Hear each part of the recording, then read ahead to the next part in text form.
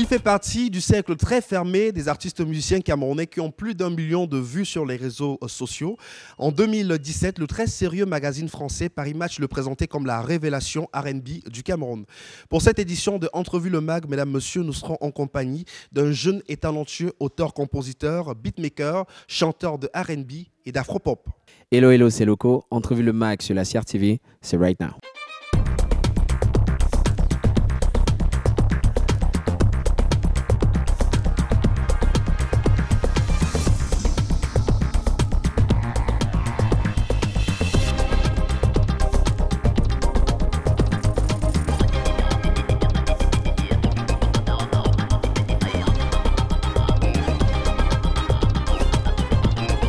Merci à vous, Loco, d'avoir accepté notre invitation. Comment allez-vous? Je vais bien, Eric Christian, et vous-même? Oh, en super forme, ça se voit, les téléspectateurs peuvent en témoigner. Alors, Charles Arthur Loco Samba, vous êtes né en 1992 à Yaoundé, vous êtes originaire de la région du littoral. Pourquoi le choix de Loco comme nom d'artiste? Je rappelle que Loco, c'est votre nom propre, tel que mentionné sur votre acte de naissance. Oui, tout à fait. Vous auriez pu vous appeler, je disais un nom d'emprunt comme certains, il y en a qui se font appeler Zélé le Bombardier, mais vous avez choisi un nom qui vous a été donné par vos parents. Je pense à un moment, je me suis dit que l'une de mes missions en tant qu'artiste, ce serait de m'assurer qu'on retienne le nom de mon père. C'est très important pour moi, car je l'ai perdu assez jeune. Alors je me suis dit, si à travers mon métier, je peux m'assurer qu'on se rappelle de lui, ce serait important que je garde mon nom. En plus, ça me permet d'être authentique. Je suis Loco, il n'y a que ma lignée qui sera moi, quoi. Alors, c'est en 2015 que vous choisissez de vous faire appeler ainsi. Avant, c'était Charné Loco. Oui, c'était Charné Loco. C'est quoi la petite histoire autour de Charné Loco? Parce qu'avant 2015, c'est comme ça qu'on vous appelait. Oui, oui. En fait, quand j'étais au lycée, j'ai fait le lycée bilingue d'application. Je faisais du hip-hop aussi avant. Alors, durant les battles, quand j'allais en freestyle et que je remportais le freestyle, mes amis avaient pour habitude de dire que j'étais méchant. Et alors, méchant, c'est charmé. Quand on renverse, et avec le temps, c'est devenu charmé.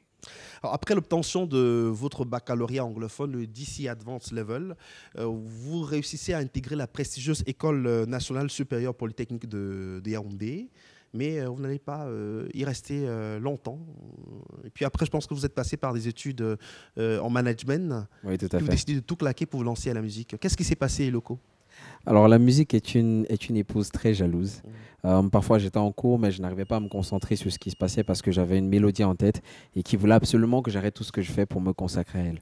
Et je me suis dit que je n'aimerais pas vivre un seul instant de plus sans me consacrer entièrement toute ma journée à faire ce qui me passionne à la fin de la journée. Mais j'imagine que pour les parents, c'est une grosse déception. Il y a beaucoup de parents qui donneraient cher pour voir leur enfant devenir ingénieur et passer par cette prestigieuse école qu'est l'École nationale supérieure polytechnique. Vous êtes également passé par, je crois, l'Institut universitaire des sciences et de management à Yaoundé Bastos. Pour la famille, c'était quand même incompréhensible, non? Oui, c'était très difficile. Et d'ailleurs, je peux comprendre ma mère qui, à ce moment, ma mère et ma grande sœur qui avaient du mal à accepter mon choix. Mais je me suis dit, il est vraiment important que je puisse faire ce que j'aime, ce qui me passionne tous les jours. Et en plus, vu que je devais aller à l'encontre de leur volonté, il fallait que je travaille doublement, encore plus fort, pour pouvoir me donner raison, en fait. Est-ce que c'est à ce moment-là que vous vous dites, ça y est, la musique, c'est ce que j'ai choisi de faire comme métier? Je ne sais pas. Honnêtement, je ne sais pas à quel moment exactement je me suis dit la musique, c'est ce que je choisis de faire comme métier. C'est plus une envie qui allait grandissante.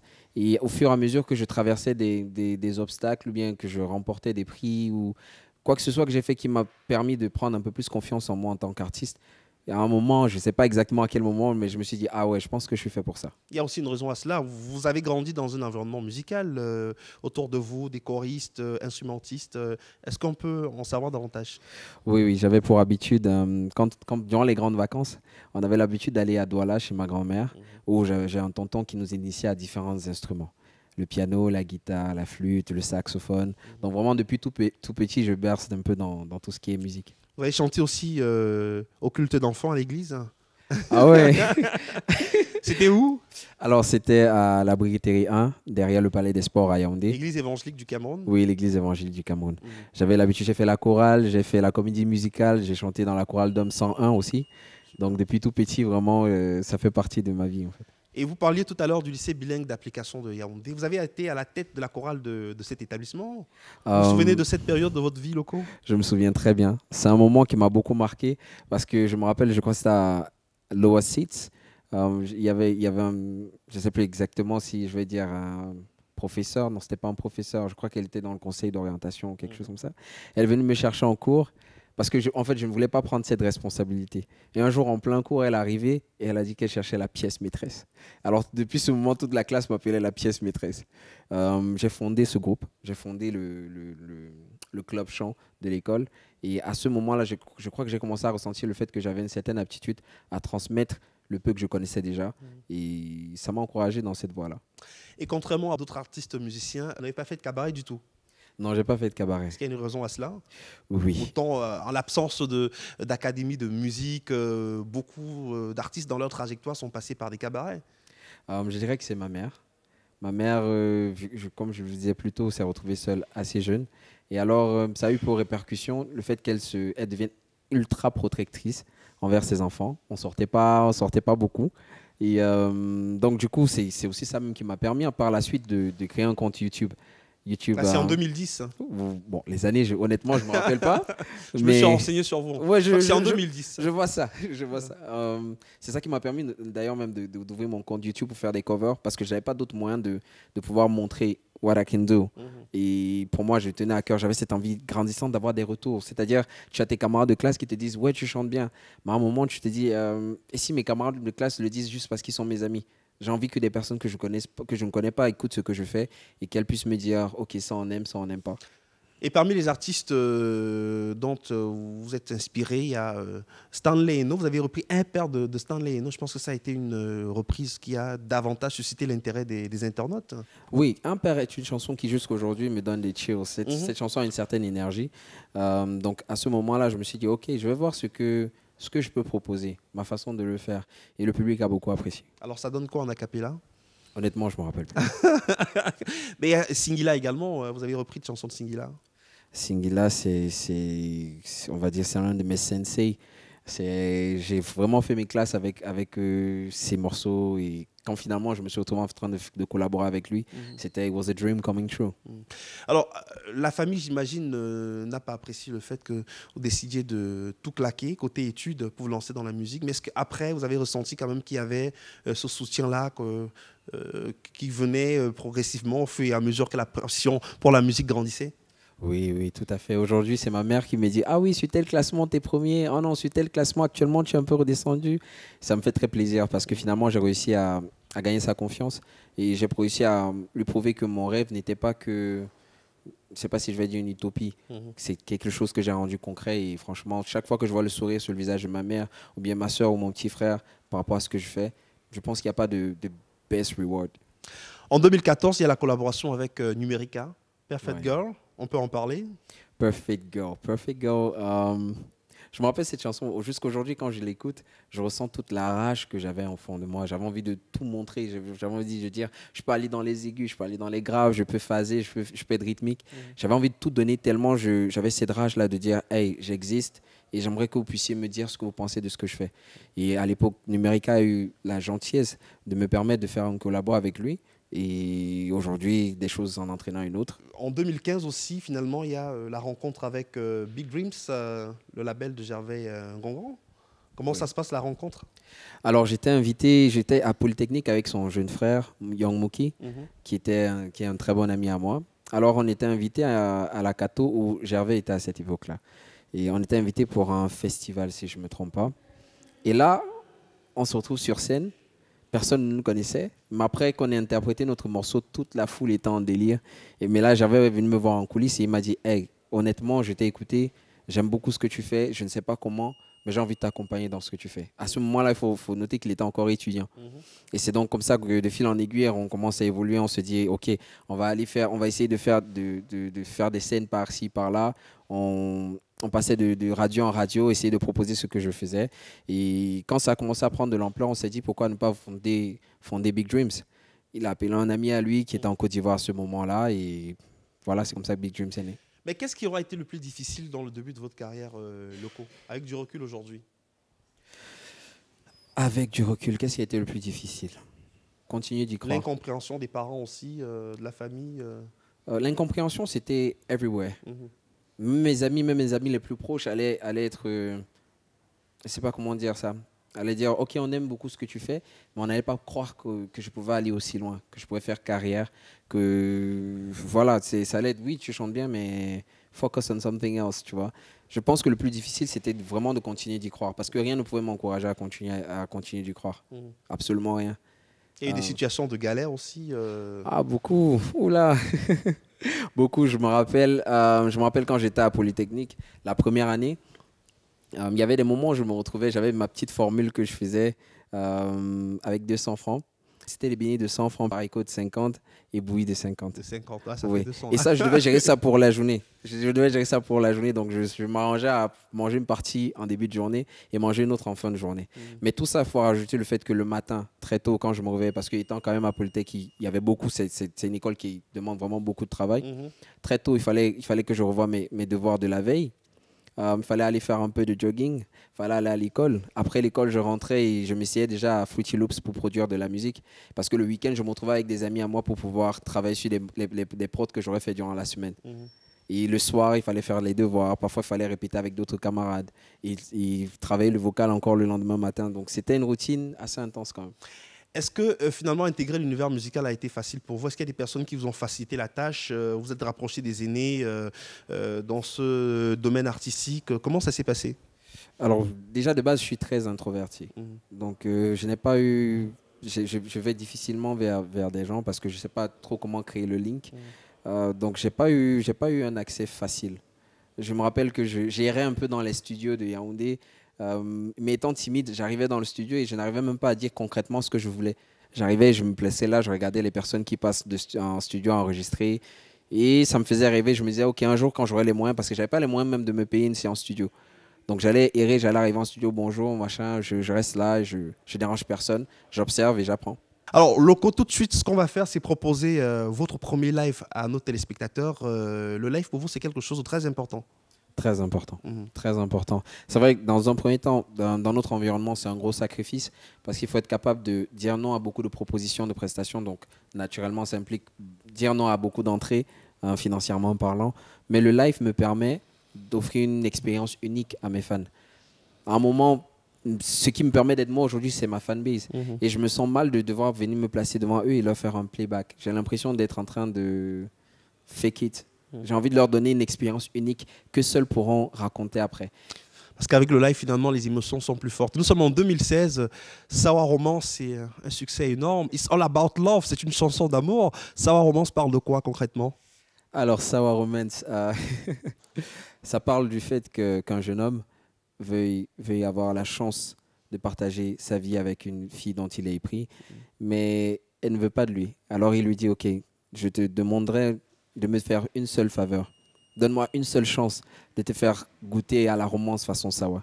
Et si cette chance-là, si après ça, je ne te convainc pas, parce que je t'aime assez, je te laisserai partir avec un autre. Parce que à la fin de la journée, si on aime vraiment une personne, on doit être capable de vouloir le meilleur pour cette personne, même si ce n'est pas nous-mêmes. La romance à la Sawa, ça donne quoi?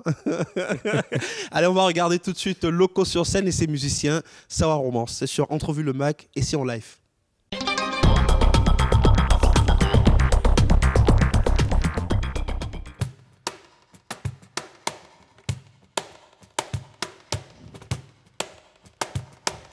Et wow, béba, yéma.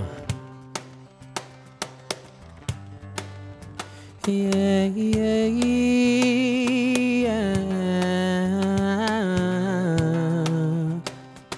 Iggy, ta-da, yeah. If you know you're better with a nod, if you are better with a nod, then I will let you go. But if you know that I can make it for you, I do anything. Baby, please don't let me go, 'cause I really want the chance, yeah, to make you feel Sawa Romance, yeah. Oh, oh. Man, never talk like you. Man, God, we're talking like you. Though I really want the chance, yeah. 'cause I know that I could go very far if I were with you. 'Cause you got a special one thing, my shady. Everybody all around you say that they cannot do without you. Nobody can explain all this love for you. Oh my baby, c'est naïa, that I was falling for you. Ne parlons même pas de ton corps qui tous les jours fait perdre la boule. Oh my baby, c'est naïa, that I got stuck into you. Now that I'm into it, it's so hard to let it go. If you know you're better with not, if you are better with not, then I will let you go. But if you know that I can make it for you, I'm doing it. Baby, please don't let me go, 'cause I really want the chance, yeah, to make you feel sour romance, yeah. Oh. Man never talk lanyo, man God we talk lanyo. Though I really want the chance, yeah. I never went through this, I'm losing my sleep. Easy to family, oh. Whenever you see her, can you please tell her how much I do care for her? Papa God, they bless me.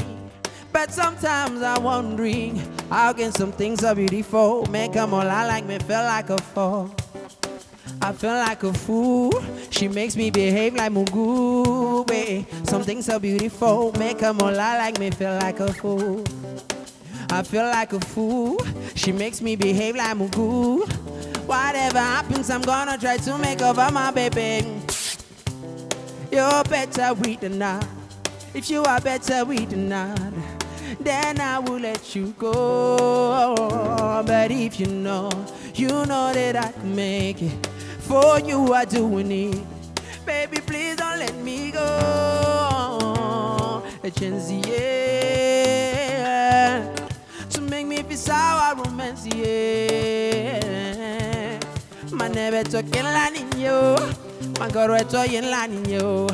Though I really want the chance, yeah. Hey.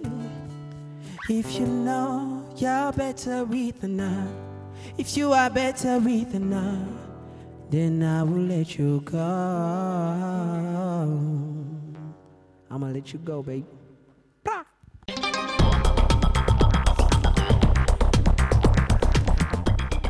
Magnifique prestation de Loco, bravo, hein, bravo, Merci bravo. La romance à la Sawa, c'est quelque chose de finalement très soft, très, on va dire quoi, les émotions sont fortes. Après, je me dis, la chose la plus belle quand même dans ce métier, c'est le fait de pouvoir transmettre des émotions à travers des mélodies. Lorsqu'on est sincère avec ses émotions, ça se ressent dans le son. Alors, présentez-nous les musiciens qui vous accompagnent, Loco. Comment les présenter? C'est des génies, c'est des jeunes super talentueux, des stars dans le milieu qui m'accompagnent depuis le début de ma carrière. Il s'agit de Ben, mon chef d'orchestre, il s'agit de celui que j'appelle affectueusement Tonton Toto, mon batteur. J'ai eu la chance de les rencontrer assez tôt et depuis on s'est noué d'amitié et je pense que même dans notre son, ça se ressent qu'il y a plus que juste la relation professionnelle et c'est ça qui permet que le son soit un peu plus chaleureux, je pense. Vous avez déclaré que la musique est le miroir de vos expériences heureuses et malheureuses. Et plus loin encore, vous dites que c'est le reflet de votre culture que vous aimez et que vous défendez. Tout à fait. Je pense on a tous un DNA. Et la culture, c'est ce qui nous permet en tant que Camerounais ou en tant que Bantou ou en tant qu'Africain d'exprimer notre DNA. Quand on se retrouve à l'étranger, ça fait toujours plaisir de pouvoir rencontrer une personne et de pouvoir partager quelque chose que seuls vous deux pouvez comprendre. C'est ce DNA-là. Et aujourd'hui, la musique a ce pouvoir-là de rassembler les personnes qui ont cette même ADN, mais qui se retrouvent un peu spread everywhere out. Je pense que c'est un pouvoir très, très... It's a blessing de pouvoir exprimer ça. C'est une bénédiction, tout à fait. Parlons des artistes qui vous ont inspiré. Vous avez beaucoup écouté. Vous avez des goûts très éclectiques en matière de musique. Il n'y a pas que le R&B. Je constate que vous écoutez beaucoup de reggae aussi. Oui. Petit, parce que j'ai eu plusieurs phases en termes de style de musique que j'écoutais. Petit, j'écoutais beaucoup de musique d'ailleurs. malheureusement pour moi. J'écoutais beaucoup de musique. J'ai écouté Anita Baker, Aretha Franklin. J'écoutais du Boyz II Men ou encore Babyface. Et après, j'ai eu la chance, dans mon adolescence, de faire la rencontre d'un jeune homme. Et je ne sais pas où il est aujourd'hui, je ne l'ai jamais retrouvé, qui m'a donné un conseil qui a tout changé dans ma vie. Alors, on faisait des battles. On allait de lycée en lycée et on essayait de rencontrer les personnes qui chantaient ou qui faisaient du hip-hop. Et on partait en battle, on partait en freestyle. Et avec un ami à moi, on remportait tous les freestyles, tous les battles qu'on faisait. Alors, je me rappelle d'une école dans laquelle on est arrivé. On a remporté le freestyle. Toute l'école était super fan de nous. Et ce jeune homme m'a appelé et il m'a dit, je vois que tout le monde t'aime. On dit que tu chantes comme Chris Brown et tout. J'étais genre, ouais, c'est cool. Et après, un moment, il me dit, je te souhaite d'aller très loin dans ta carrière. Je te souhaite de faire carrière, parce qu'après, je ne faisais pas encore carrière. Je te souhaite de faire carrière plus tard.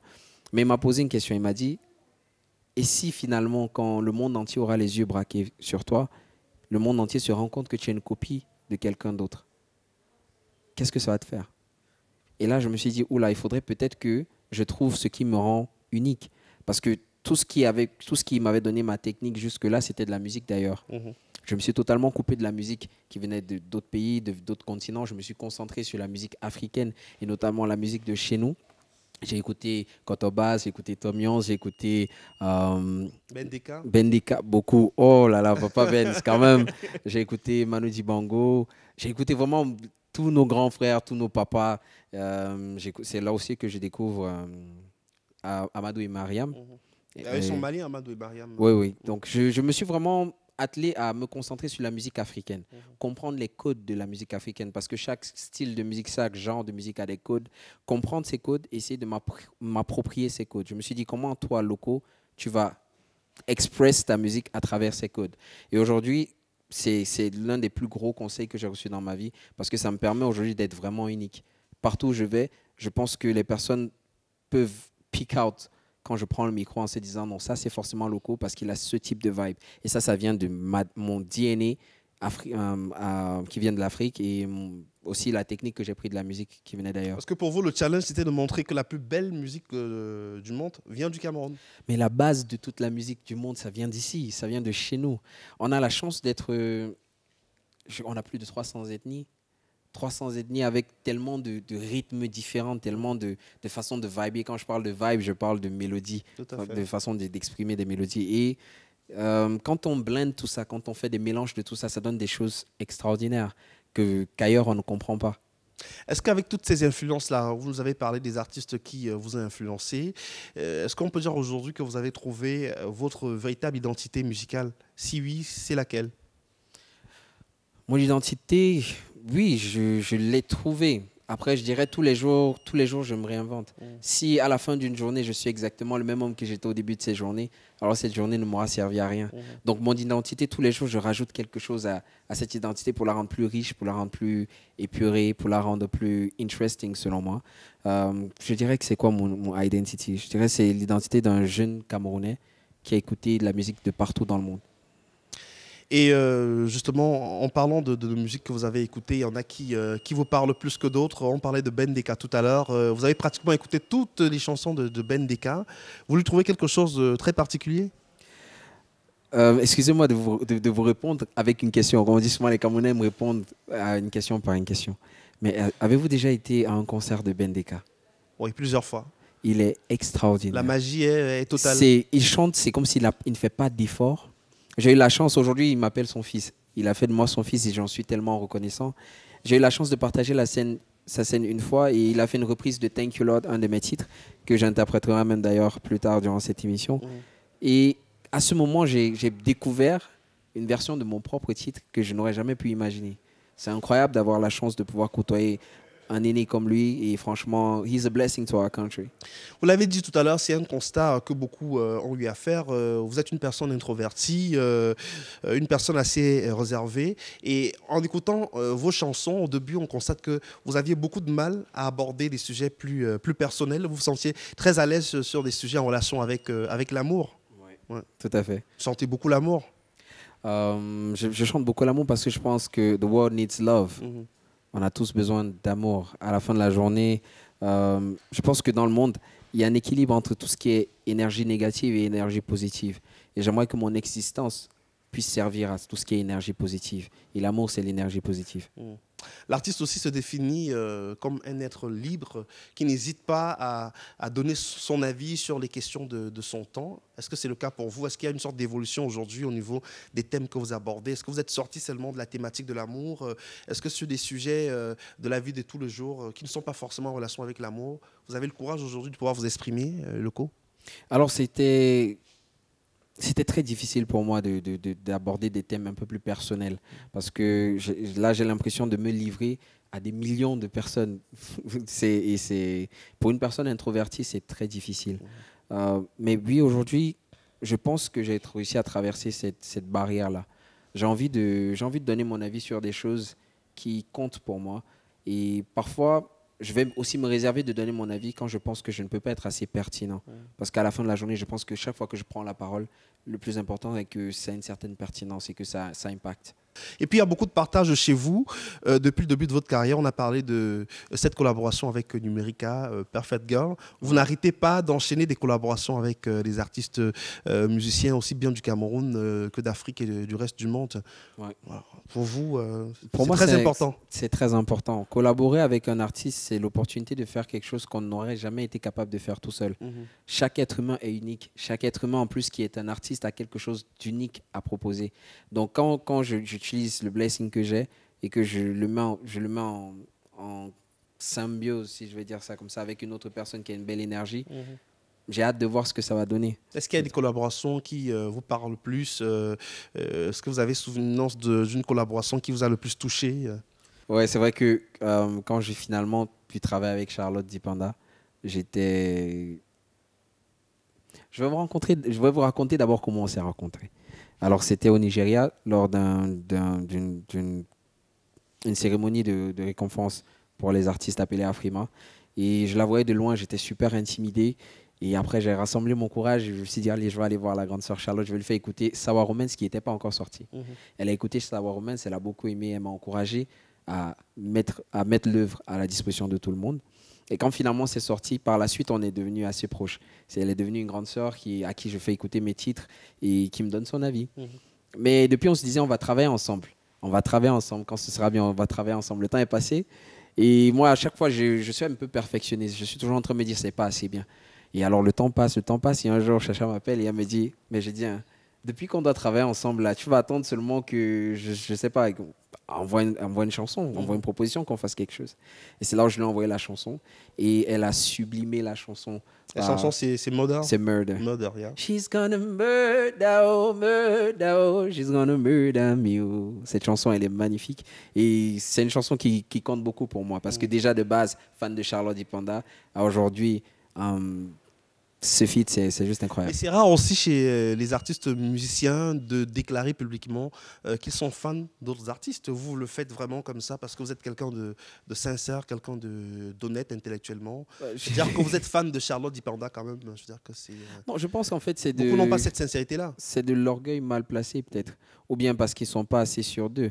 Moi qui suis fan de Charlotte Dipanda, ou fan de Singila, ou fan de X ou Y ou autre artiste, ne change pas le fait. Wizkid ne change pas le fait que je suis loco et que je peux stand face à n'importe quel artiste et assumer qui je suis et penser deliver the best I can. Je pense que si on est sûr de soi et qu'on pense et qu'on a trouvé ce qu'on a à offrir, il n'y a pas de mal à dire qu'on aime ce que d'autres personnes font. Et quand on écoute attentivement vos chansons aussi, on se rend compte qu'il y a une diversité rythmique. C'est normal, vous êtes originaire du Cameroun. Le Cameroun, c'est l'Afrique en miniature dans tous les sens du terme. Il y a ce vent-là qui vient de la côte littorale. Il y a également cette ouverture qui vient de la région de l'Ouest Cameroun. Pour vous, c'est important d'injecter toutes ces sonorités locales dans ce que vous faites, locaux? C'est très important. C'est très important parce que au-delà du fait que ça me passionne et que je prends beaucoup de plaisir à me dire, un peu comme un chef cuistot, je me dis, ah, et si j'augmente un peu de sel, ou bien si je mets un peu plus de pépé ici, là, qu'est-ce que ça aura comme effet sur la sauce? En dehors du fait que ça me passionne, même en termes stratégiquement parlant, lorsqu'on devient international, il est important de se dire que, moi en tout cas, je veux être de l'océan, je ne veux pas être une vague. Qu'est-ce que je veux dire par là? Il faut que je sois steady, stable. Une vague, c'est un courant, c'est un trend. Et tout le monde peut faire un trend. Mais qu'est-ce qui te démarque de ce que tout le monde fait?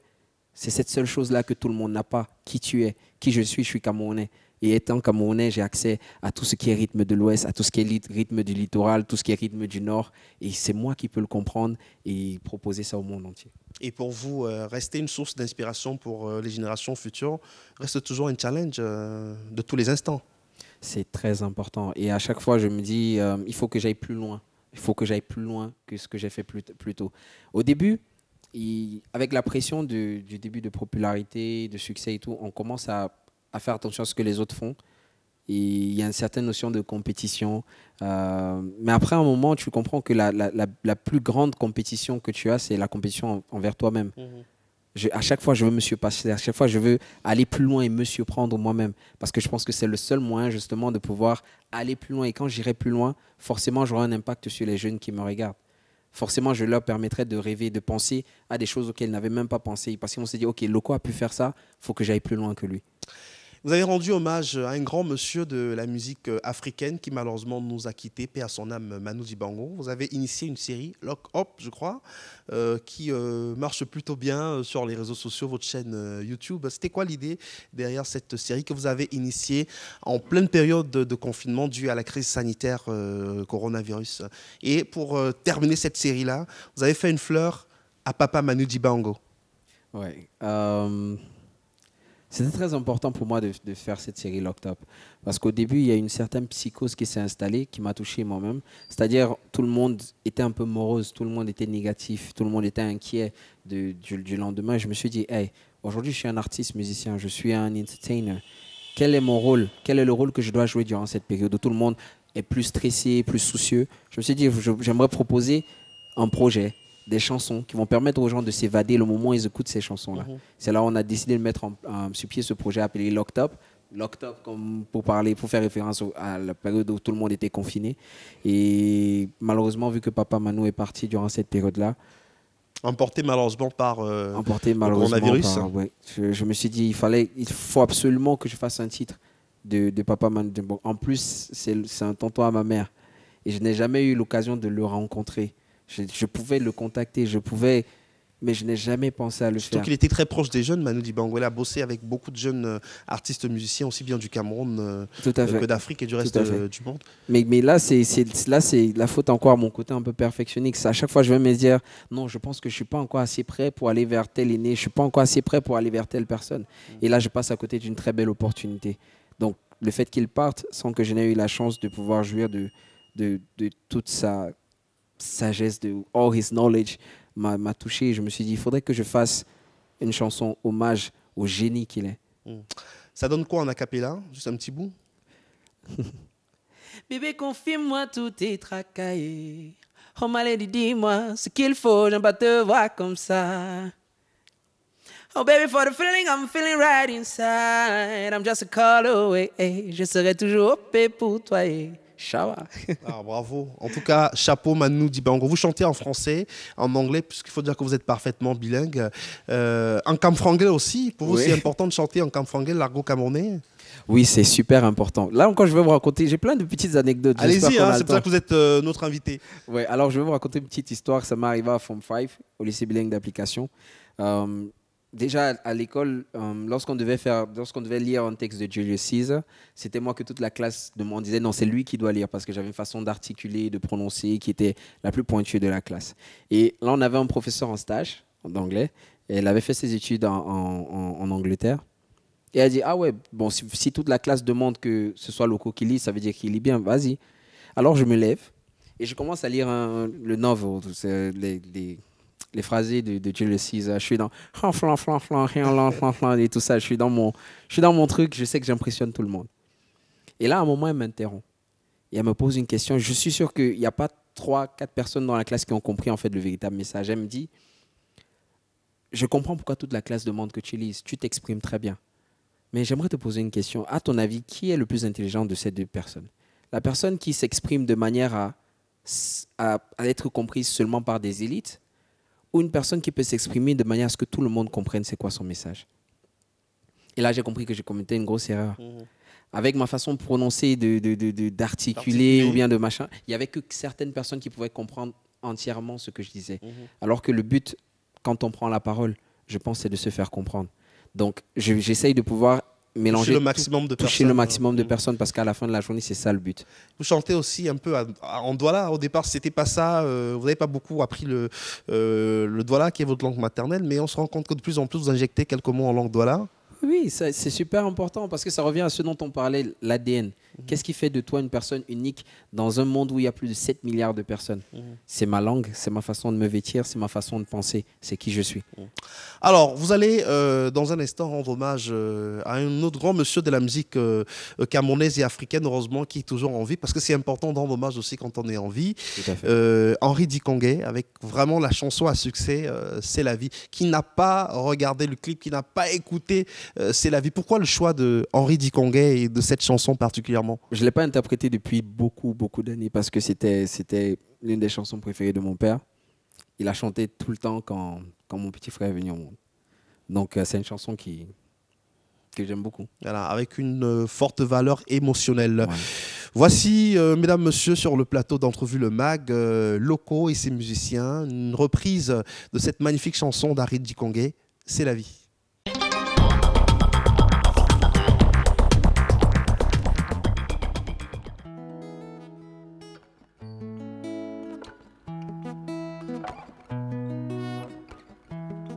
Ça, c'est un spécial shout-out au grand frère, au papa Henri Dikongé. Et mon père, où que tu sois, je te dédicace cette chanson. Hey.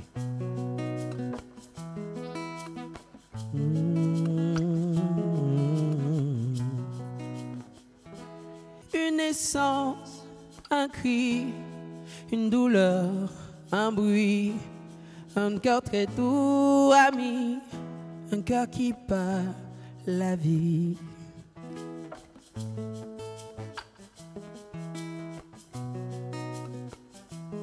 Je voudrais dire merci pour ce bonheur qui m'est donné, cette force qui jaillit de sa fragilité. N'oublie pas de m'étonner. Balayer, balayer, balayer. Et c'est ma souffrance où elle est. Tout paraît beau, tout paraît léger, comme si le monde avait changé. C'est la vie, la vie, la vie, oh, la vie. Elle est bien là, divine amie. Elle me dévisage et me sourit. C'est la vie, la vie, la vie, oh, oh, la vie. Elle est bien là, divine amie. Me donne des ailes et des envies.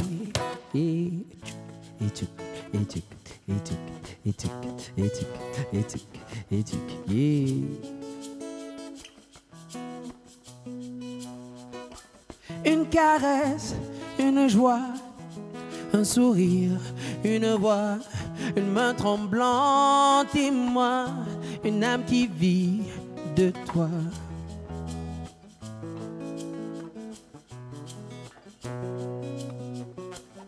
Je voudrais... Hey. Thank you. Actuellement on stage, on a toute la belle équipe qui nous accompagne, qui chante avec nous, ça fait super plaisir. Let's go. Hey. Je voudrais m'arrêter sur ce moment qui m'est donné. C'est comme si je n'étais jamais né. Avant cet enfant nouveau-né, balayer, balayer, balayer les blessures de mon passé. Tout paraît beau, tout paraît léger, comme si le monde avait changé. C'est la vie, la vie, la vie, oh, oh, la vie. Elle est bien là, divine amie, me donne des ailes et des envies. C'est la vie, la vie, la vie, oh, oh, la vie. Elle est bien là, divine amie, nous des visages et mes sourires.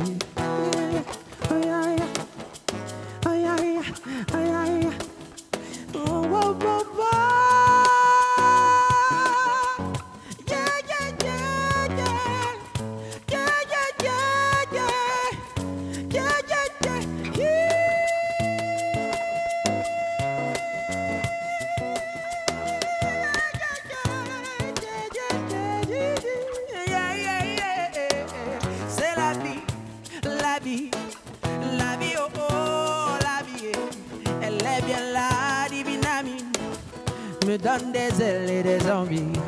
C'est la vie, la vie, la vie, oh oh, la vie, elle est bien la divine vie, des visages me sourient.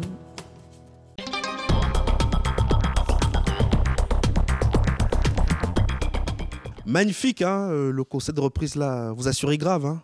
Merci, ça me fait plaisir. Vous avez eu l'occasion de rencontrer Harry Duconguet déjà? Non, pas encore. Ah bah, je suis sûr qu'il va être très content de regarder cette reprise de sa chanson. Alors vous êtes, je le disais à l'entame de cette émission, parmi les 5 artistes musiciens camerounais ayant plus d'1 million de followers sur la toile, Instagram, Facebook, YouTube, Twitter. Ça fait quand même une sacrée communauté, une fanbase que vous avez choisi d'appeler la locomotive. Oui, la locomotive, elle est extraordinaire. Vous savez, quand vous perdez un parent tôt, très souvent, vous vous êtes heurté au fait que sa famille s'éloigne et que beaucoup de personnes qui avaient l'habitude d'être autour disparaissent. Alors le vide se crée. Et aujourd'hui, grâce à la musique, j'ai eu la chance d'avoir des personnes qui ont comblé ce vide-là. C'est ma locomotive et je les aime, je vous aime. Et vous dites que la locomotive vous mène à des lieux que vous pensiez inaccessibles. Tout à fait. Concrètement, ça renvoie à quoi? La locomotive vous a mené où exactement? Alors, si on a parlé des endroits où la locomotive m'a emmené, on ne finira pas ce soir. J'ai fait des salles de concert pleines en France. J'ai fait des salles de concert pleines au Canada, aux États-Unis, dans plusieurs pays en Afrique. Et tout ça, c'était juste un rêve. Mais la locomotive, en un clic, m'a dit, hey, tant que tu bosses dur, tant que tu mets du cœur dans ce que tu fais, on va te faire franchir des paliers, tu n'auras même pas idée. J'ai eu à discuter avec des personnes que je vois en modèle, j'ai eu à discuter avec des personnes que je voyais en tant qu'acteur dans des films hollywoodiens. J'ai eu des choses juste incroyables et tout ça seulement parce que j'ai eu la chance d'avoir des fans qui croient en moi et qui poussent ma musique. Et cette présence sur les réseaux sociaux, je veux dire que comment ça se gère au quotidien? Parce que vous êtes très présent sur Facebook, Twitter, Instagram. Est-ce qu'il y a un community manager ou de temps en temps vous répondez aussi aux sollicitations de la locomotive? Oui, de temps en temps, je parcours les messages, que ce soit les messages dans le mail, que ce soit les messages en inbox sur les plateformes. Mais dans la gestion de mes pages, dans le day-to-day, j'ai constamment recours à mon community manager sans qui je ne m'en sortirais pas. Parce que imaginez ce que ça donne comme interaction par jour. Si je n'étais dédié qu'à ce qui se passe sur Internet, je ne pourrais pas travailler dans la réalité pour leur proposer autre chose. Donc, c'est le travail d'une équipe. J'ai un community manager. Parfois, ça, c'était les 2-3 premières années de ma carrière. Nous étions 3 sur mes pages carrément. Mais maintenant, on les gère à 2. Et des fois aussi, il est arrivé que vous donniez des sueurs froides à la locomotive. Vous avez annoncé il y a quelques années que vous étiez sur le point d'arrêter la musique. Parfois aussi, vous semblez aimer beaucoup le buzz loco.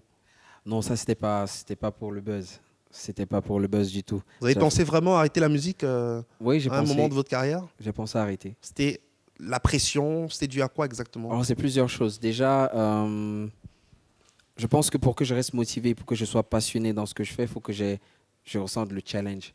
Il faut que j'ai envie de me surpasser. Mais je traversais une période où je ne ressentais pas la motivation même d'aller plus loin parce que j'avais l'impression que tout ce que je faisais, même quand j'arrivais à me surpasser, ça n'avait pas d'impact. Ça n'allait pas plus haut. C'est comme si ça stagnait.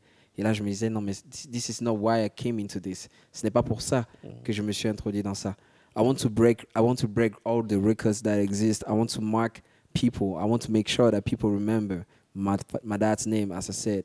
Donc, en plus de ça, bon, il y a la pression aussi. Il y a beaucoup de pression. Les gens ne s'imaginent pas la pression que c'est de devoir être une personnalité publique. Moi, de base, franchement, je suis un geek et j'aime la musique, mais je n'avais pas pensé à toutes les répercussions que ça pourrait apporter dans ma vie personnelle, ma vie privée, d'être au devant de la scène. Oui, parce qu'aujourd'hui, vous êtes un artiste à succès. Vous êtes parmi les meilleurs du Cameroun et même du continent africain. Vous avez énormément tourné des concerts ici et ailleurs. Qu'est-ce que le succès vous a apporté? Qu'est-ce que le succès a changé à votre quotidien? C'est vrai qu'il y a la pression, mais de façon concrète, le loco d'aujourd'hui n'est plus le même loco d'il y a 10 ans. Qu'est-ce qui a changé? Alors, il y a 10 ans, Loco s'en foutait de ce qu'il mettait sur lui. C'est-à-dire que, pour ma part, je suis une personne qui me dit, dès lors où j'ai du linge sur moi, qu'il est propre et que je me sens à l'aise, ça va. Loco n'avait pas besoin de faire attention au fait que non, mais écoute, si tu ne portes pas ceci ou cela, ta fanbase va se dire non, mais pourquoi tu te négliges? Non, mais pourquoi tu te rases pas assez? Non, mais pourquoi tu... Franchement, moi, de base, je suis un geek. C'est-à-dire que le plus important pour moi, c'est de passer des bons moments avec des personnes que j'aime, regarder des mangas, jouer à des jeux vidéo, regarder des films, et c'est tout. Mais être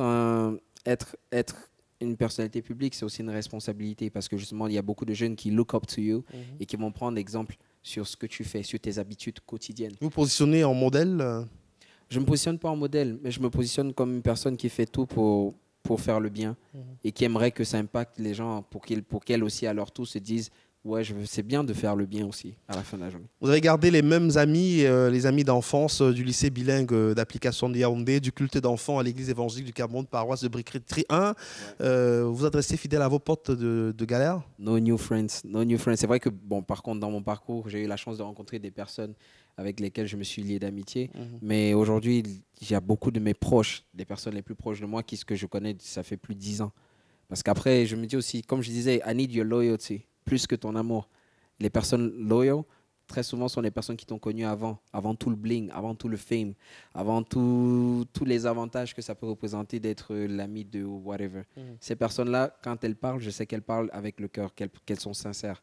Alors qu'aujourd'hui, lorsque je rencontre une personne, il est difficile de pouvoir discerner pourquoi elle m'approche. En 2015, on l'a dit tout à l'heure, vous avez rejoint le label Big Dreams Entertainment avec Gervais Ngongan. C'était les prémices du succès. Qu'est-ce que vous retenez de la collaboration avec Gervais et son label? Alors, c'était le début, c'était Big Dreams. C'était le début des rêves. On rêvait grand. On rêvait grand. On rêvait grand. C'était les premières fois où je prenais un vol pour aller dans un pays que je ne connais pas, ou peut-être on parle une langue que je ne connais pas. C'était la première fois que je voyais la neige. Je me suis retrouvé, je crois, c'était à Paris lors d'un meet and greet. J'étais en train de discuter avec des fans là-bas, et après un moment, il se met à neiger. Je me dis, ah tiens, je n'avais jamais vu ça. Et je suis sorti. La première fois qu'il neige, enfin, la première fois que vous voyez la neige. Ouais, ça a l'air con comme ça, mais ça fait plaisir de découvrir des choses auxquelles on n'a pas eu l'habitude de come into interaction with. Surtout quand de base, tu viens d'un environnement modeste. Surtout quand de base, c'est des choses qui semblaient être tellement inaccessibles. Et après, ça devient ton quotidien. Tu te dis, oh, OK, that's good. Ce sont les big dreams. Et avec le temps, vous êtes devenu davantage populaire. En 2016, il y a la collaboration avec Mister Leo, Supporter. Là, c'est un succès phénoménal. D'autres portes vont s'ouvrir. Parlons de Supporter. Supporter. Supporter est un titre qui illustre bien ce que j'ai dit dans une autre chanson, Danse avec moi. On ne voit pas les coulisses. Les gens ne savent pas que Supporter, on l'a enregistré. J'étais à Bouya chez Salatiel avec Gervais et Mister Leo. Et j'étais souffrant, j'étais pas très bien portant. J'ai enregistré le titre Supporter, j'étais à plus de 40 de fièvre. Dès que j'ai fini d'enregistrer ma dernière ligne, on m'a hospitalisé, on m'a mis sur perfusion le même soir. Mais donc du coup, j'étais même inquiet parce que étant tellement souffrant, ma voix était un peu différente, j'arrivais pas à deliver normalement. Je me disais, est-ce que ça va être bien? Mais après, c'est ça la magie de la musique. Je pense que peut-être le fait que je me suis senti fébrile et vulnérable m'a permis de mettre dans ma voix une certaine sincérité qui a pu toucher le public. Plus de 10 millions de vues sur YouTube. On est friand des acapellas. Je suis sûr que les téléspectateurs également. Un petit bout de Supporter. Ça ne fera de mal à personne. Je t'aimerai de toutes mes forces, bébé, même dans la vie d'après. Jusqu'à la mort, I will never love you any less. Il y aura des hauts et des bas qui vont nous secouer. Mais lorsqu'on dit qu'on s'aime, on n'a qu'à supporter. Supporter. En amour, il faut supporter. En amour, il faut supporter. Hein. Ah oui. Merci. Alors, en juin 2018, je crois le 26 juin 2018, vous allez être le deuxième artiste camerounais après le rappeur Ténor à intégrer Universal Music Africa, la filiale américaine de Universal Music Group créée aux États-Unis. Il faut dire que Universal Music représente plus d'un tiers des musiques produites dans le monde et plus de 45% des musiques digitales. Là, c'est vraiment, on va dire quoi, another level dans votre carrière musicale. Yeah. Là, vous allez chez une major. Universal, ouais. C'est Universal. Ouais, ça faisait un moment qu'on était en négociation. Ça faisait plus d'1 an qu'on était en négociation. Et donc, finalement, finalement, on finisse par tomber malade. Et qu'à la fin, au finish, on puisse être d'accord sur ce qui allait être les termes de notre entente. Je me suis dit, OK, c'est un nouveau départ. Justement, plutôt, je parlais de challenge. J'ai besoin de challenge. Le challenge, c'est comme fuel to my energy. Quand je ressens un challenge, là, oui, j'ai envie de me surpasser, j'ai envie de faire something big. Et là, c'était le challenge qu'il me fallait. Je me suis dit, OK, une nouvelle aventure. Let's see what we can do with Universal. Et quelle est justement la touche d'Universal dans le développement de votre carrière? Comment ça se passe depuis que vous êtes signé chez ce média américain? Alors, c'est une autre façon de gérer sa carrière. C'est-à-dire? Parce que quand déjà de base, il faut se rappeler, comme je disais, avec Gervais, quand on a fondé Big Dreams Entertainment, on n'était pas prêt à tout ce succès. On n'était pas prêt à ce que ça devait, à la gestion de l'agenda d'un artiste, à la gestion de l'image d'un artiste, à la gestion du calendrier d'un artiste, à gérer l'équilibre entre la vie privée et la vie publique. Et à même gérer comment dire, les abilities, les aptitudes de l'artiste.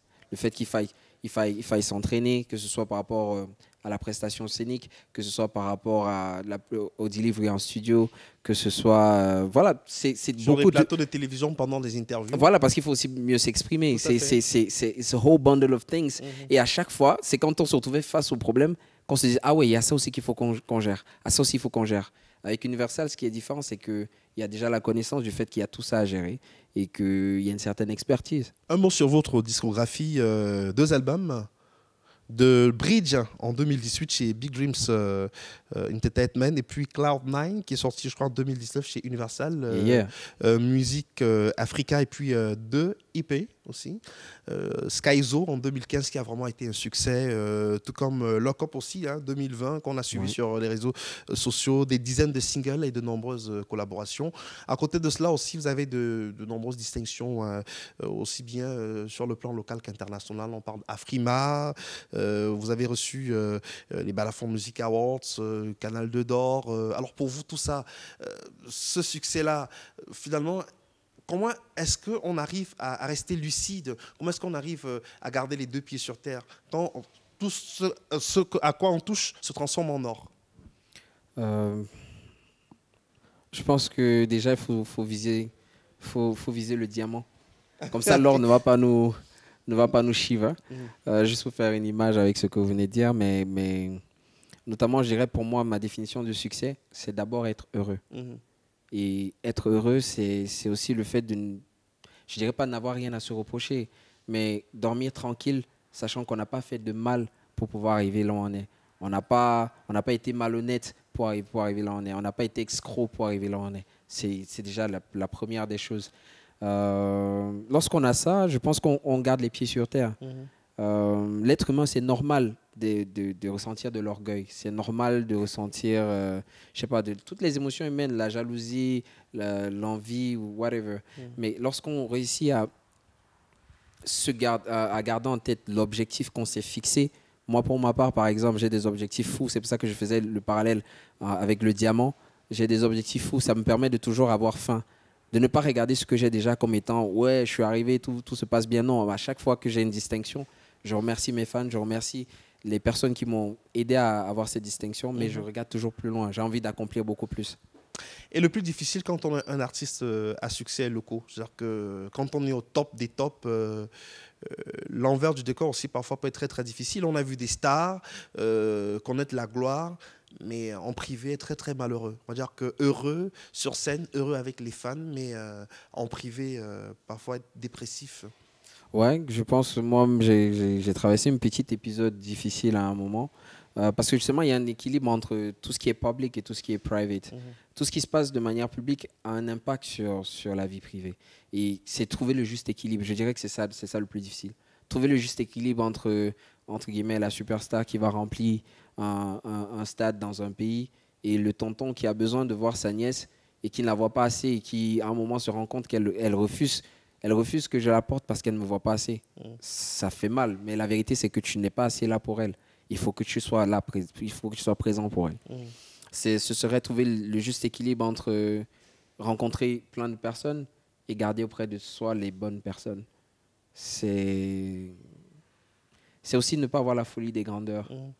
Aujourd'hui, pour le branding, il y a beaucoup de personnes en marketing qui seront pour le fake it till you make it. C'est-à-dire que tu as les moyens de t'offrir une maison comme ça, mais tu vas aller faire un emprunt pour pouvoir t'offrir un immeuble. Parce que la demande, parce que la pression de l'extérieur voudrait que tu aies un immeuble. Il faut réussir à avoir les pieds sur terre et se dire non. C'est important de pouvoir faire rêver les gens, mais de rester real. Donc, je vais avoir ma maison comme ça. Ou bien peut-être avoir une maison avec 1 inch un peu plus parce que ça me permet d'avoir un challenge. Me dire, OK, vu que je me suis fixé cette barre qui est un peu plus que ce que je pourrais m'offrir là tout de suite, je dois keep grinding. Mais ne pas avoir la folie des grandeurs et aller prétendre être quelque chose qu'on n'est pas encore. Le succès aussi, dans notre environnement, parfois peut rimer avec attaque. On a des artistes qui sont au sommet de leur gloire, mais qui malheureusement aussi font preuve, enfin qui font l'objet de beaucoup d'attaques. Parfois, on ne comprend pas toujours que locaux avec qui on a galéré au lycée bilingue d'application aujourd'hui, voilà, ils puissent s'acheter une voiture de luxe. Est-ce que vous avez souvent vécu ce type d'attaque-là, peut-être sur les réseaux sociaux? Alors, voilà, locaux, on ne comprend pas. Oui, oui, tout à fait. C'est toujours la musique. Beaucoup d'attaques. Et malheureusement, ça nous touche encore plus quand ça peut avoir des répercussions sur la famille. Moi, je me rappelle un moment, il y avait des conneries sur, excusez-moi le terme, mais c'est vraiment des conneries, sur des bagues rouges. Et on disait que j'avais, je sais pas trop. Justement, à l'époque, vous portiez une bague rouge. Oui. Et à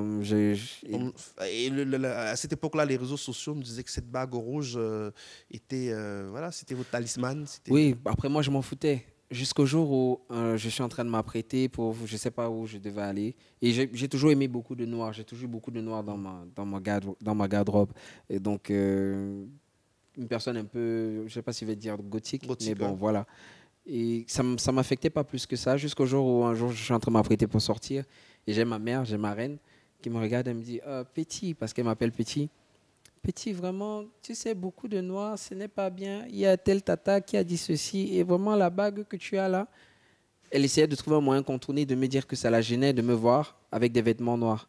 Mais c'était toujours son fils qu'elle a toujours vu aimer le noir. C'est toujours son fils en qui elle a confiance. Et elle sait qu'il ne va pas faire des choses malhonnêtes. Mais à cause de la pression des gens, ça a réussi à impacter ma mère. Ma mère, c'est... Il ne faut pas la toucher. Vous voyez ce que je veux dire? Donc, du coup... Là, on réussit à t'atteindre. Et au début, ça fait mal. Ça déstabilise un tout petit peu. Ça déstabilise un peu. Mais avec du temps, je me rends compte d'une chose. Moi, aujourd'hui, je ne peux pas prendre de mon temps pour aller sur les réseaux sociaux et envoyer des énergies négatives aux gens. Je n'ai tout simplement pas le temps pour ça. Je n'y vois tout simplement pas l'intérêt. Donc, ça veut dire que les personnes qui sont capables de faire ça, en fait, elles vivent un très gros mal-être intérieur. Elles se sentent tellement mal et elles n'arrivent pas à trouver la solution à cette douleur que, selon elles, la solution, c'est d'aller partager cette douleur avec d'autres personnes. Et là, à ce moment, lorsque tu te rends compte de ça, au contraire, j'éprouve de la compassion pour ces personnes. Je ne veux pas dire que j'ai pitié, mais j'ai mal pour ces personnes. Parce que parfois, sur des commentaires, tu vas voir quelqu'un qui vient et te déverse de l'énergie vraiment négative. Et là, je me dis, oula, toi, tu dois avoir un problème. Alors, et je suis vraiment désolé. De vous à moi, la bague rouge, c'était pas votre talisman. Vous ne portez plus de bague rouge. Hein. Mais non. Là, vous avez une nouvelle bague. Le talisman, si je devais avoir un talisman, c'est moi-même. D'accord. Bon, le Seigneur m'a créé d'une certaine façon et je pense que je suis un bagage d'énergie. Et... Vous n'avez pas besoin de talisman, non? Non, c'est moi le talisman même. S'il faille absolument parler de talisman, c'est moi le talisman. Merci infiniment, Loco. Restez avec nous, chers téléspectateurs. On va retrouver notre artiste sur scène avec ses musiciens pour une interprétation magnifique d'un nouveau projet. Les mêmes choses. Yeah. Toujours les mêmes choses. Toujours les mêmes choses. On retrouve tout de suite Loco sur scène avec ses musiciens pour cette magnifique interprétation de les mêmes choses. Et juste après, on vous proposera un témoignage de quelques personnes rencontrées qui s'expriment sur notre artiste invité. À tout de suite.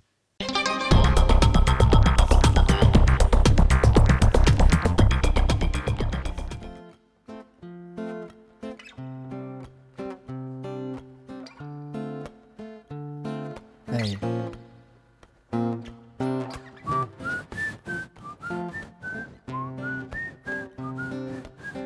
You know, it started with a whistle. Hey. Yo. Quand ton ami brise, c'est qu'il a trompé. Encore les mêmes choses. Encore les mêmes choses. L'autre jour à Douala, on m'appelle pour un bas de cachet. Comment? Pourquoi les mêmes choses? Pourquoi les mêmes choses? Laissez-nous donc rêver, laissez-nous espérer. On a le droit d'avoir un lendemain. Faut pas nous bloquer, faut pas nous bloquer. Il dit ça va aller, ça va aller, ça va aller. On a le droit d'avoir un lendemain. Faut pas nous bloquer, faut pas nous bloquer. Encore les mêmes choses. Pourquoi les mêmes choses? Toujours les mêmes choses. Encore les mêmes choses. Pourquoi les mêmes choses? Toujours les mêmes choses. Yeah. When you reason for a white and you hate on a brother or sister, remember we all were. Est-ce que ça en vaut la peine? When you reason for a while and you hate on a brother or sister, remember we all were. And it might get back to you one day. Laissez-nous dans rêver, laissez-nous espérer. On a le droit d'avoir un lendemain. Il dit ça va aller, ça va aller, ça va aller. On a le droit d'avoir un lendemain. Faut pas nous bloquer, faut pas nous bloquer. Encore les mêmes choses. Pourquoi les mêmes choses? Toujours les mêmes choses. Yeah, yeah. Encore les mêmes choses. Pourquoi les mêmes choses? Toujours les mêmes choses. Hey. Tu bolo, mais tu ne vois pas les dos. C'est encore pour les autres, c'est toujours pour les autres. Hein. Tu bolo, mais tu ne vois pas les dos. C'est encore pour les autres, oui, toujours pour les autres. Oh, les mêmes choses. Pourquoi les mêmes choses? Toujours les mêmes choses. Choses. Pourquoi les mêmes choses? Toujours les mêmes choses. Faut pas nous bloquer, faut pas nous bloquer. Yeah.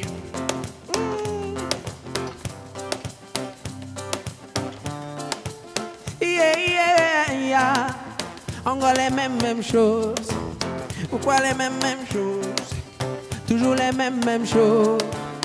Faut pas nous bloquer, faut pas nous bloquer. Encore les mêmes choses.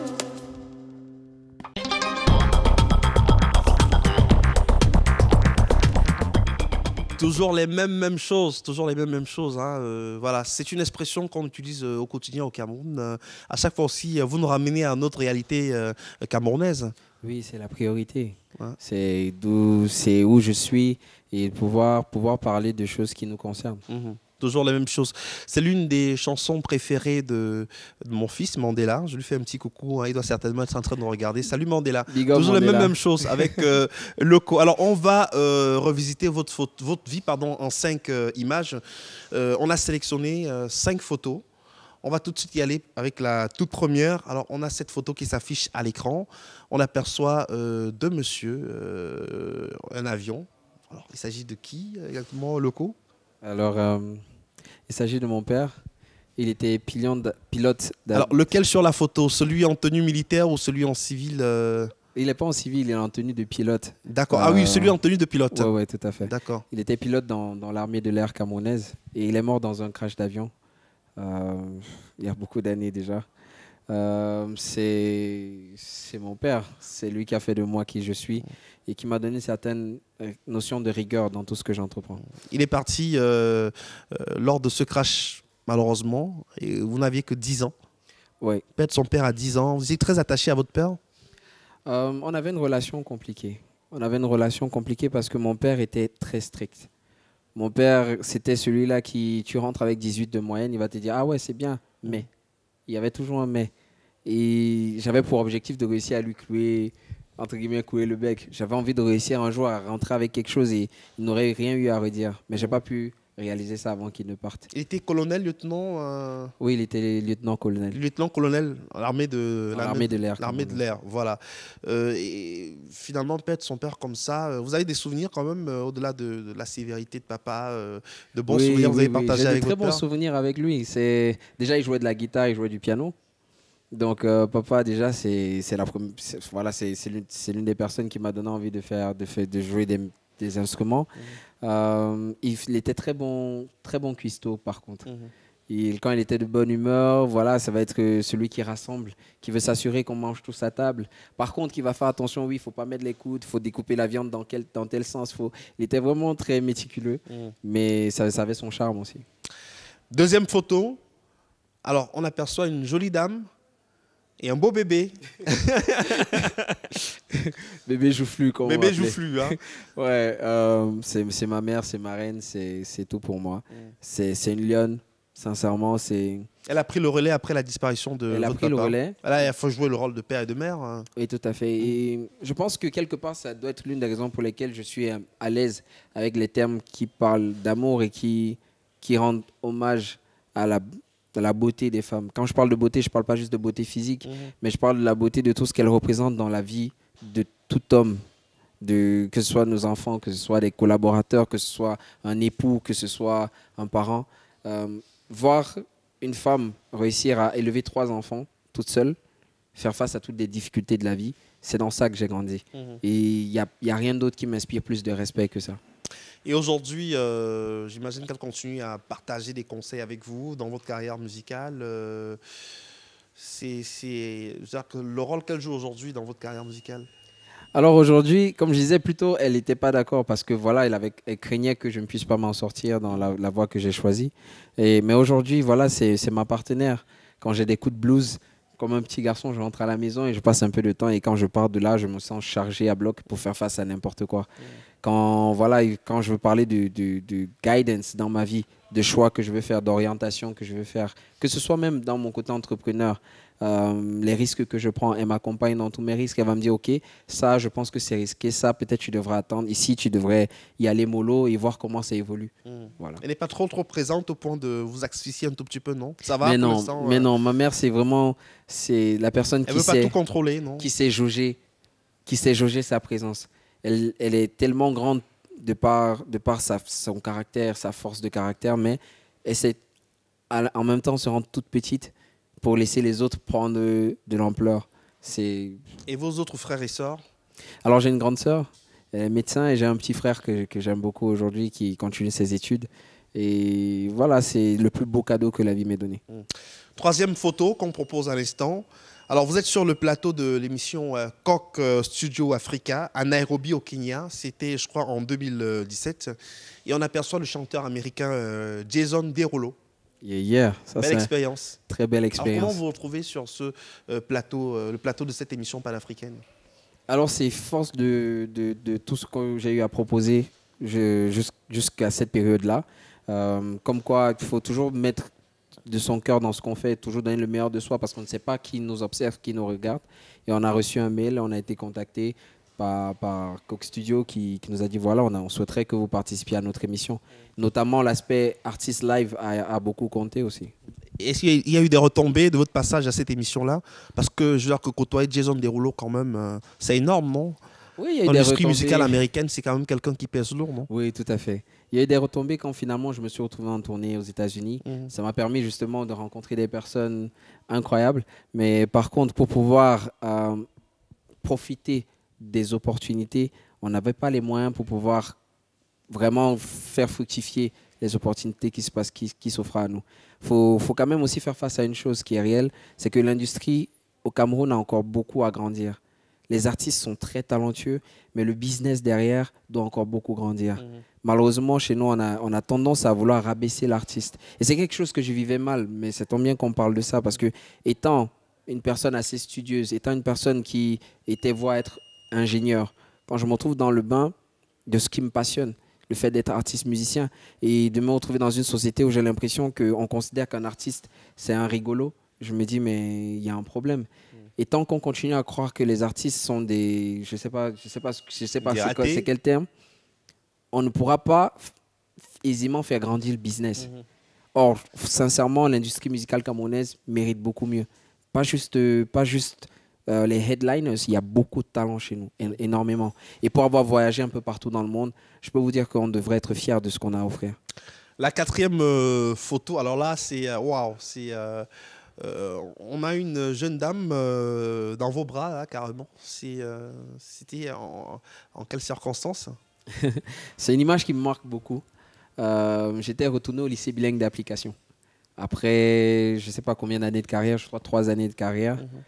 Et le lycée bilingue, c'est là où j'ai fait des 6e de Form 1 à Upper 6, de 6e en terminale.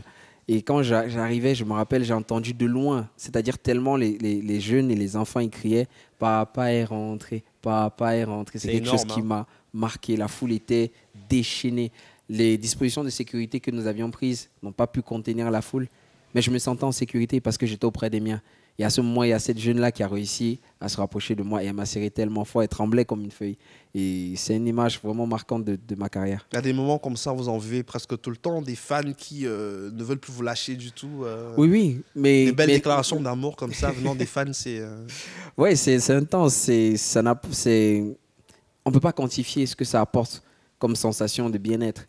Mais au LBA, ça avait une signification encore plus marquante, si je puis dire ça ainsi, parce que le LBA est cet établissement qui m'a vu grandir, qui m'a vu devenir head of club, musique, club, chant, qui m'a vu aller à la kermesse, interpréter les P-Square, qui m'a vu taper sur des bancs, faire des duels de battle dans pratiquement toutes les classes parce que je voulais m'affirmer, parce que je voulais trouver une personne qui me mette au respect. Et à chaque fois, je voulais pouvoir challenger des gens. Le challenge, c'est important. Alors, la dernière photo qu'on propose, alors vous êtes, je crois, à Los Angeles, à Hollywood. Et là, on aperçoit le Walk of Fame. Yeah, Hollywood Walk of Fame. Ça y est, Loco, une star, il est à Hollywood. J'avais rêvé d'être là-bas parce que j'aime aussi beaucoup le cinéma. Je me rappelle quand j'étais en terminale, j'avais une collection de plus de 780 films. À la fin des examens, mes camarades étaient venus se partager ces films-là. Pourquoi? Je m'interdisais la télé toute la semaine et je ne regardais des films que le vendredi soir. Et le samedi, j'avais un petit intervalle de temps là où je me permettais de regarder des films. Et je les collectionnais. Donc, Hollywood, c'était un rêve d'enfant d'aller justement sur cette allée qui est appelée Walk of Fame. Je me suis retrouvé là-bas. Et à partir de là, je me suis dit, et si je me fixais un autre objectif? Un jour avoir une étoile là-bas, qui sait? En tout cas, bravo, nous sommes très fiers de vous, Loco. On a pu revisiter quelques moments forts de votre vie à travers ces photos. Peut-être une photo qu'on ne pourra pas présenter aux téléspectateurs. Je souhaiterais qu'on en parle quand même. C'est votre accident en 2017 sur la route de Ebolova. Là, vous reveniez, je crois, d'une prestation à Ebolova. Ouais, et un accident de circulation qui a déchaîné des passions sur les réseaux sociaux. On a parlé d'état comateux, etc. Alors, qu'est-ce qui s'est passé, Loco? On ne pourra pas présenter cette photo aux téléspectateurs, mais c'est quand même un moment fort de votre vie. J'ai souhaité qu'on sorte de cette séquence par ce moment-là en relation avec votre accident de circulation. C'est un moment qui marque beaucoup la personne que je suis aujourd'hui. Je ne remercierai jamais assez toutes les personnes qui ont prié pour moi et l'Éternel de m'avoir maintenu en vie et d'avoir permis que toutes les personnes qui étaient dans mon véhicule s'en sortent indemnes. Ça a été très difficile. Toutes les personnes qui étaient dans le véhicule étaient des personnes très chères à mon cœur et elles ont toutes failli y passer, moi y compris. Je me rappelle même que j'étais à 2 doigts de sortir de l'hôpital quand j'ai eu la chance d'avoir un médecin qui a demandé que je fasse juste des examens quand même encore parce que je sais pas, j'avais eu un moment d'absence ou quelque chose du genre et on s'est rendu compte que j'avais les poumons inondés de sang. Je serais rentré chez moi, que je ne serais pas là aujourd'hui. Et on prend conscience que nous sommes de petites choses. L'être humain, parfois, s'enorgueillit sans s'en rendre compte. Il se dit, dans 2 mois, je ferai ci, dans 2 ans, je ferai ça. Et il oublie d'apprécier le fait que chaque jour est un cadeau. Et depuis lors, vraiment, chaque jour est un cadeau et j'essaye d'en tirer le meilleur. J'essaye de faire du bien. Je sais que je ne peux pas être une personne parfaite, mais au moins, je vais être fier du fait qu'à chaque fois, j'aurai essayé d'atteindre la perfection. On va, dans un tout petit instant, accueillir un confrère de Vision 4. Il est animateur sur cette antenne. C'est King Pierre Junior. Ce sera pour le tête à tête. À tout de suite.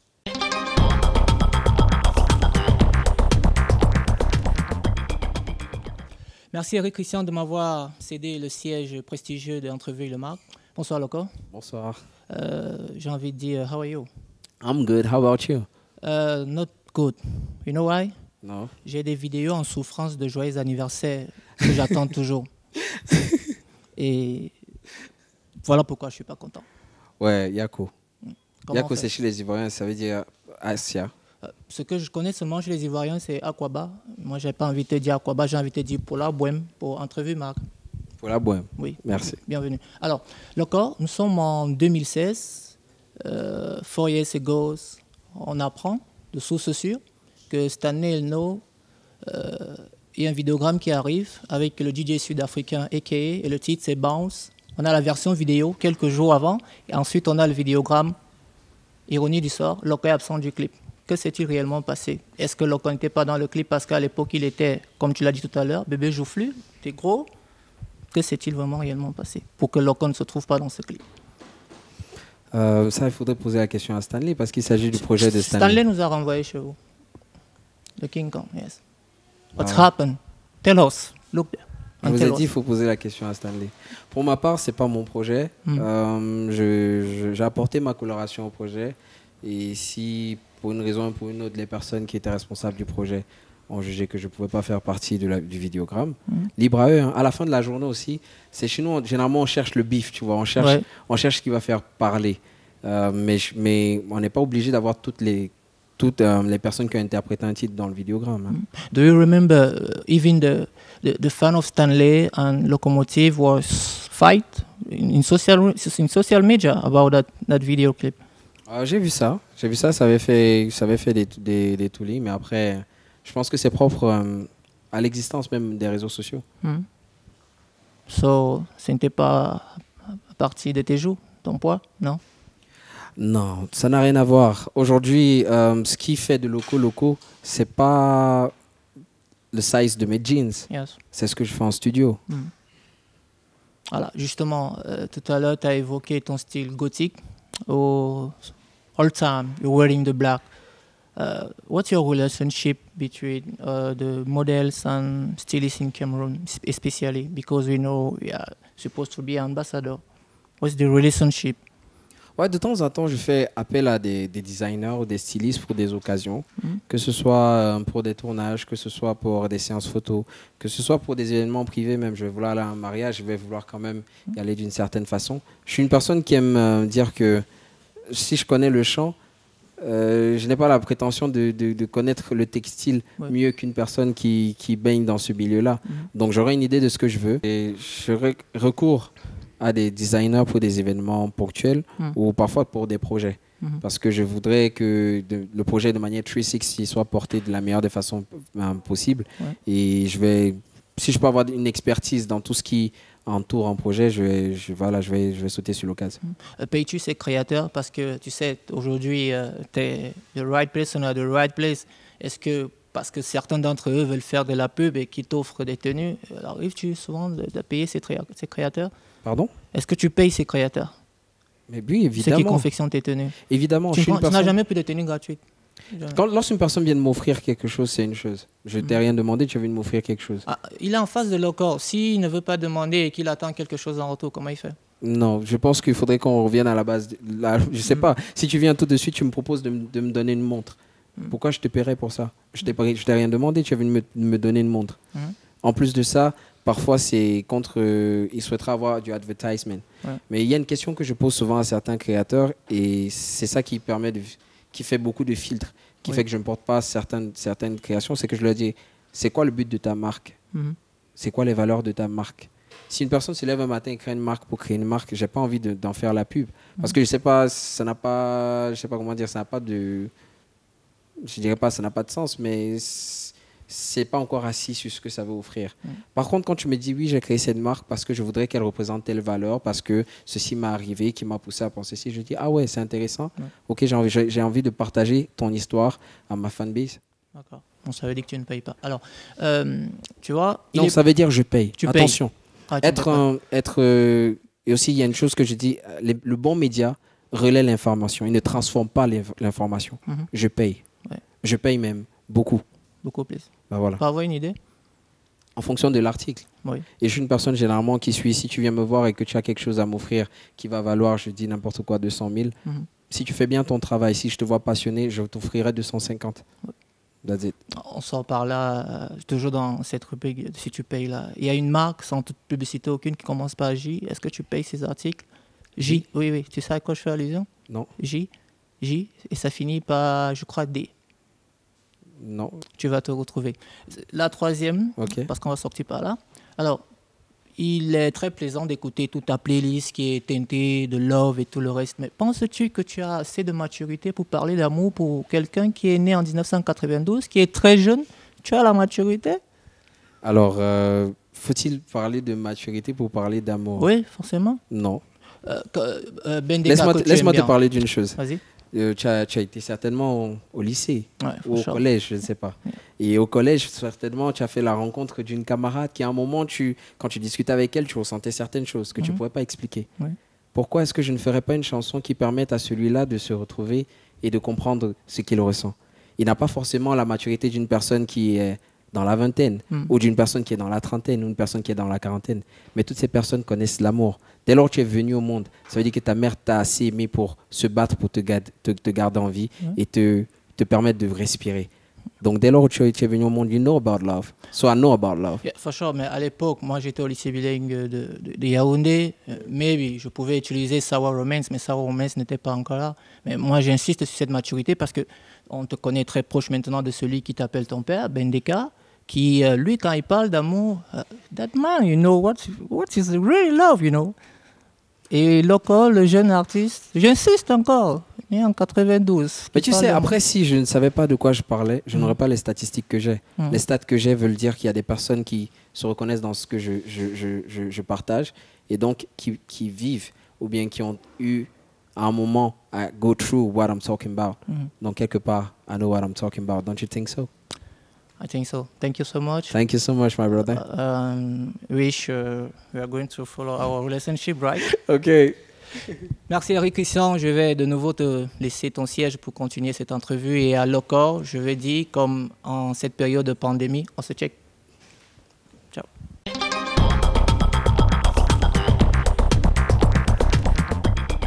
Merci King Pierre Junior pour ce tête-à-tête. Loco, ça va?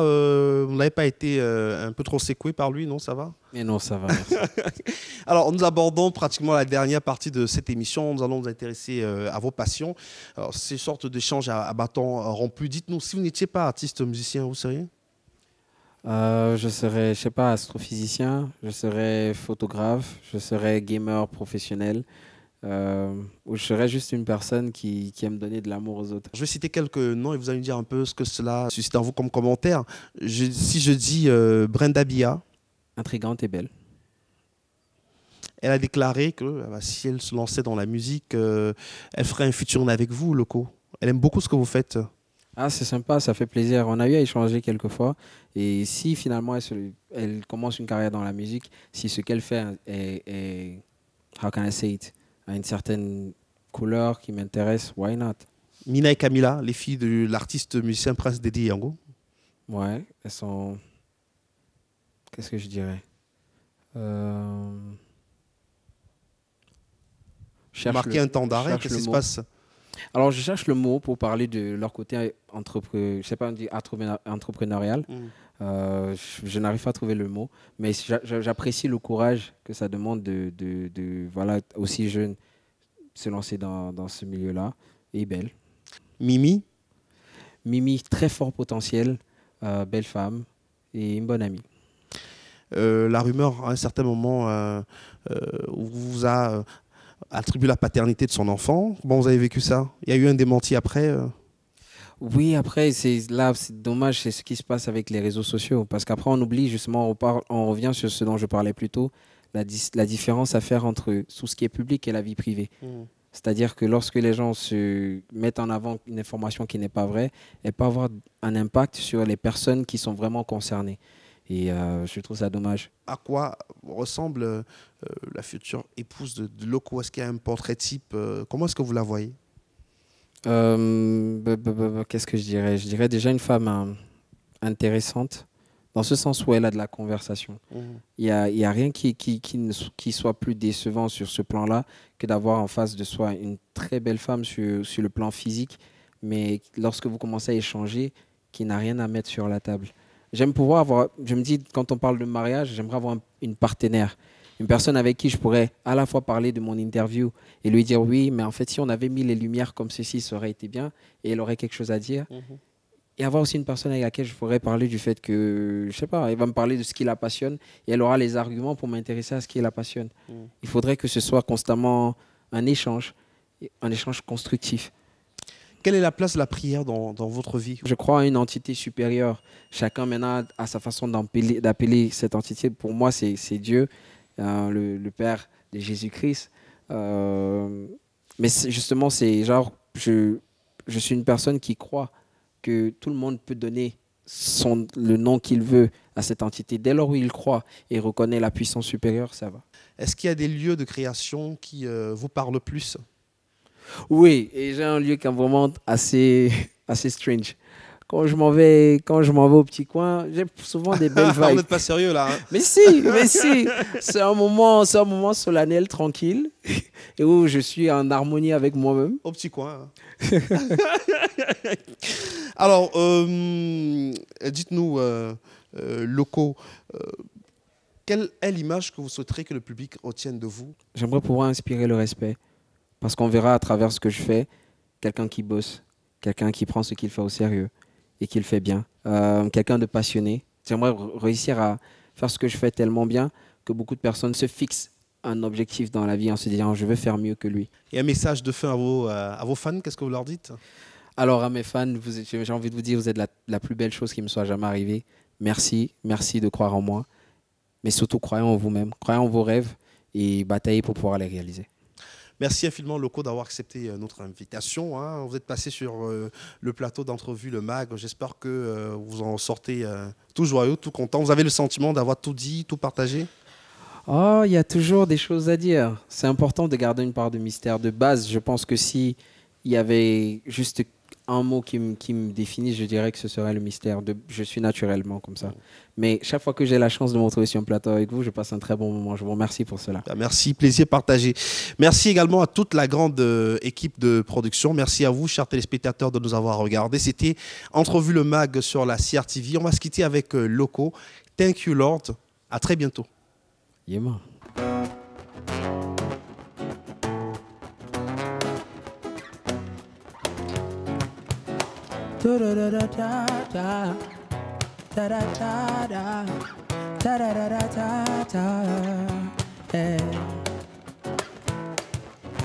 Thank you, Lord. Everything where I get now a blessing. I wanna see my mama riding Gallardo someday. I cannot stop. Thank you, Lord. Everything where I get now a blessing. I wanna see my mama riding Gallardo someday. Yeah. Oh, ah. Hey. Thank you, Lord, for everything, for the blessings, for the life, for everything. Hey. Moi là, je dors pas la nuit. Dehors pour chercher le brise. Ils diront femme là et diront witchcraft. À genoux devant le Christ. Man, j'avance avec ceux qui veulent bien me suivre. J'ai failli d'être, j'ai pas le temps, il faut que je prise. Nasi Bento Lambo, bitch I want more. Rock and blow. I wanna get on the stage, set a roof on, and sing for my pretty girl. I want more. Rock and blow. I wanna get on the stage, set a roof on fire, and sing for my pretty girls. Ooh, hey, thank you, Lord. Everything where I get now a blessing. I wanna see my mama riding Gallardo someday. Thank you, Lord. Everything where I get now a blessing. I wanna see my mama riding Gallardo someday. Don't play with us, love. Don't play with us, love. No, no. Don't play with us, love. Don't play with us, love. No, no. Don't play with us, love. don't play with us alone, no, no. Oh Lord, oh Lord. Je prie pour ceux qui me taguent, tapis dans l'ombre. The wrongs that I've done, sorry. For the wrongs I would do, sorry. Yeah, they want me to be Gandhi. I cannot be not ban me. Choo! Hey, jiggy, jiggy, jiggy, jiggy, jiggy, jiggy, jiggy, jiggy, jiggy. That's my love, Idia, idia, idia, laga, be somebody. Thank you, Lord. Everything where I get now, I bless. I wanna see my mama riding Gallardo someday. Thank you, Lord. I wanna see my mama riding Gallardo someday. Don't play with us, love. Don't play with us, love. No. Don't play with us, love. Don't play with us, love. No. Don't play with us, love. Don't play with us, love. No, no. Don't play with us, love. Don't play with us, love. No, no. Don't play with us, love. No, no. So I just want to say a massive shout out to all the people out there that are hustling. Keep believing in yourself. Give thanks to Lord. And keep positive energy around you. Thank you, Lord. Everything where I get now a blessing. I wanna see my mama riding Gallardo someday. Ça va arriver. Thank you, Lord. Everything where I get now a blessing. I wanna see my mama riding Gallardo someday.